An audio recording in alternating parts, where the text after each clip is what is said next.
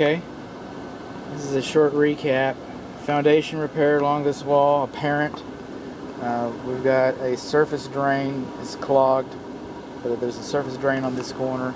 And where we're at, this corner, where we're at is the northeast corner, the front of the house. The tree's too close, as I mentioned. And then we've got some pretty good sized cracks between, these are called stretcher bricks, these are called sailor bricks. And so we got some pretty good cracks right here. In the window frame, some separation between the window frame right there. Crack through the sailor brick right there. And then between the brick and the sailor bricks right in here.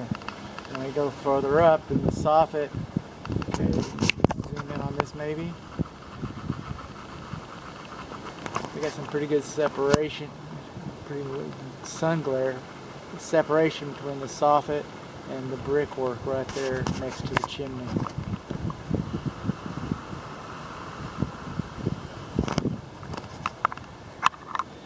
All the other exterior, I reserve the right to change my mind, but the rest of the exterior movement seems to be pretty much minimal, de minimis.